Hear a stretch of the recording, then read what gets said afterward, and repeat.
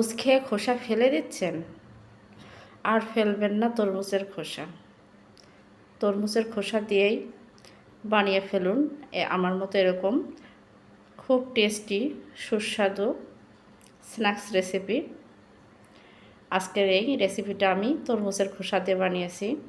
আপনারাও ট্রাই করে দেখতে পারেন, খুবই ভালো লাগবে।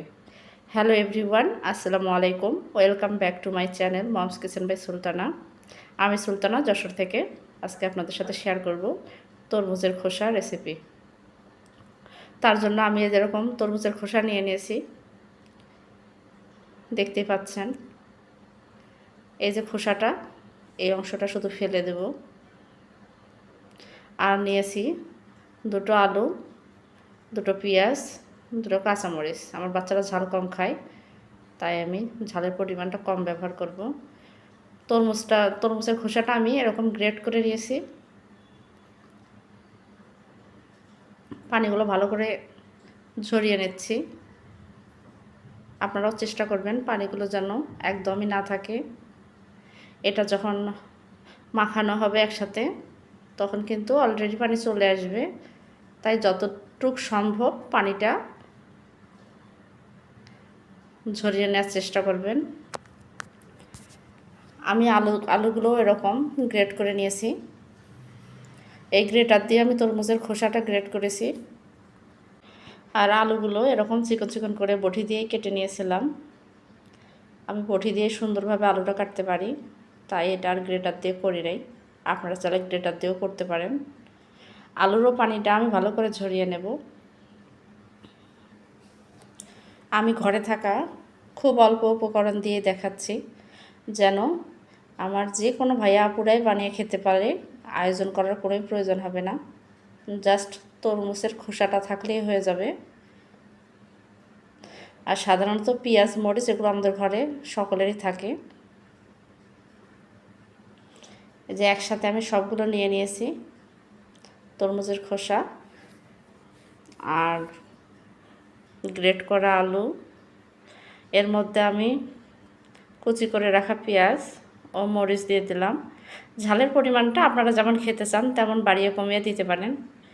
আমি ক্রিসপি হওয়ার জন্য চাউলের গুঁড়া ব্যবহার করলাম। আপনারা চাইলে কর্নফ্লাওয়ারও ব্যবহার করতে পারেন, আবার যদি কেউ চান আটাও ব্যবহার করতে পারেন।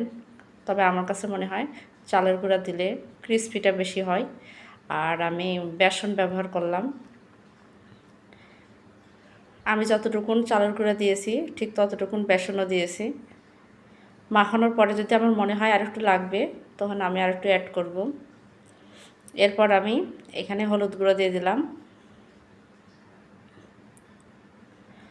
স্বাদ মতো লবণ দিয়ে দিলাম।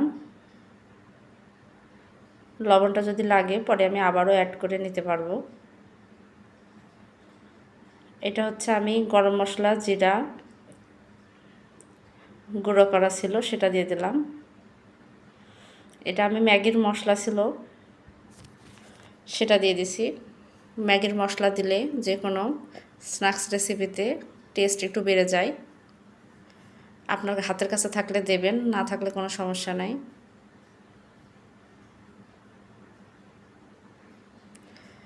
আমি রসুন বাটা দিয়েছি, এবার একটু আদা বাটা দিয়ে দিলাম। ফ্রিজে ছিল তাই বরফ হয়ে আছে। এবার সুন্দর করে আমি হাত দিয়ে মেখে নেব। খুব ভালো করে মাখতে হবে, যেহেতু আমার আদা রসুনটা একটু বরফ কোয়ালিটি ছিল, সবগুলোর সাথে সুন্দরভাবে মিশে যায়। মাখতে মাখতে অলরেডি কিন্তু পানি চলে আসে। তাই আপনারা চেষ্টা করবেন তরমুজের খোসা আর আলু এই দুটো গ্রেট করার পরে পানিটা ভালো করে ঝরিয়ে নেবেন যতটুকু সম্ভব, যেন মোটেই পানি না থাকে। এটা যখন মাখানো হয় তখন অলরেডি এটা থেকে পানি আবারও নতুন করে চলে আসে। দেখে বুঝতেই পারতেছেন আমি কিভাবে মাখাচ্ছি। প্রিয় দর্শক, যারা ভিডিওটি দেখছেন একটি লাইক দিয়ে সুন্দর একটি ঘটনামূলক কমেন্ট করে যাবেন। আর চ্যানেলে যদি নতুন হন চ্যানেলটা সাবস্ক্রাইব করে পাশে থাকা বেল আইকনটি অন করে দেবেন। যে কোনো নতুন ভিডিও নোটিফিকেশন চলে যাবে, আপনারা আপনাদের সময় মতো দেখে নেবেন। আমি একটা হাতে নিয়ে দেখলাম যে শেপটা কেমন আসে, দেখতেছি হয়ে যাচ্ছে। আমি এখানে একটু অল্প পরিমাণ বেকিং সোডা ব্যবহার করলাম, আর 1 চামচ পরিমাণ সাদা তিল ব্যবহার করলাম। আমার কাছে কেন জানি তিলের ফ্লেভারটা খুবই ভালো লাগে। শুধু আমি না, আমাদের পরিবারের সকলেই পছন্দ করে।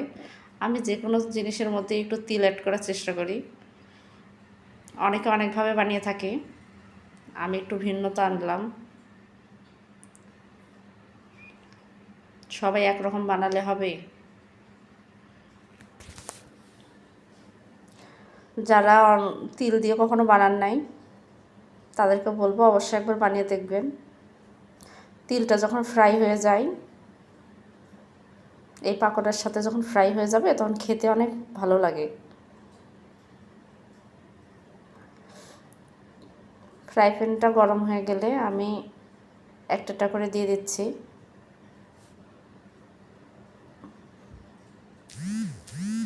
আপনারাও আপনাদের পছন্দ মতো ছোটো বড় করে দিতে পারেন।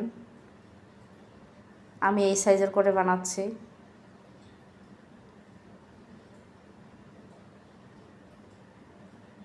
আমার কাছে মনে হয় একবারে বেশি বড় কি বেশি ছোট দিলে ভালো লাগে না, এরকম মিডিয়াম থাকলেই দেখতে ভালো লাগে।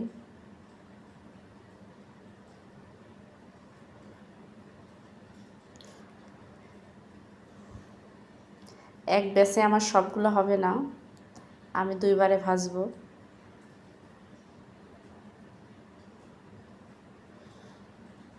তাই ভাবলাম যে বেশি ঘন করে না দিয়ে একটু ফাঁকা ফাঁকা থাক, যেহেতু আবারও ভাজতে হবে।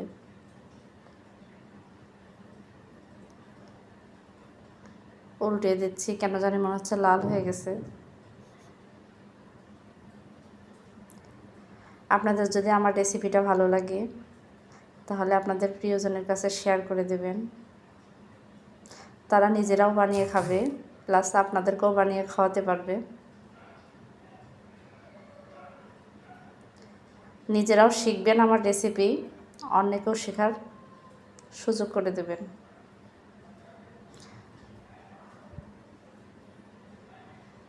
আমি একবার করে উল্টিয়ে দিলাম।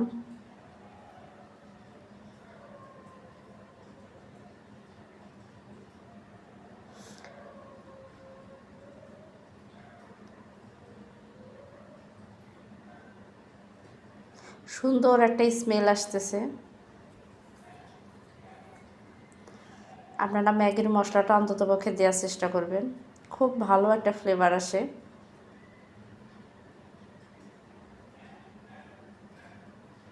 আমার কাছে তো ভালো লেগেছে, খুব ঝটপট অল্প সময়ের মধ্যে বানিয়ে নেওয়া যায়। বিকালে চায়ের সাথেও জমে যাবে। একবার যদি কাউকে বানিয়ে খাওয়ান, সে আপনার প্রশংসায় পঞ্চমুখ হয়ে যাবে। সে বুঝতেই পারবে না কিসের পাকোড়া খাচ্ছে।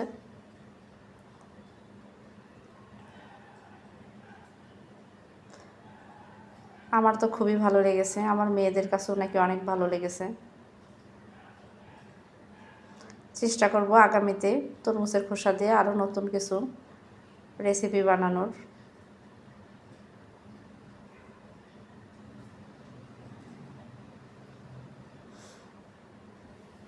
বেকিং সোডাটা দেওয়ার কারণে এটা ভেজে রাখার পরেও দীর্ঘ সময় ক্রিস্পি থাকবে। যেহেতু আমি চালের গুঁড়া ব্যবহার করেছি, অলরেডি এমনিতেই ক্রিস্পি হবে, কিন্তু কিছু সময় পরে আবারও নরম হয়ে যাবে। আর বেকিং সোডা ব্যবহার করার কারণে এটা অনেকক্ষণ সময় পর্যন্ত ক্রিস্পি ভাবটা থেকে যাবে। আমার হয়ে গেছে, আমি যে দেখতে পাচ্ছেন উঠিয়ে নিচ্ছি।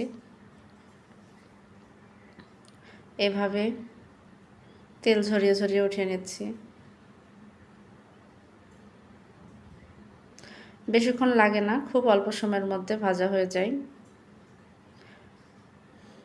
প্রিয় দর্শক, ভিডিওটা ভালো লাগলে অবশ্যই লাইক কমেন্ট শেয়ার করে পাশে থাকবেন। ভালো থাকবেন, সুস্থ থাকবেন। আল্লাহ হাফেজ।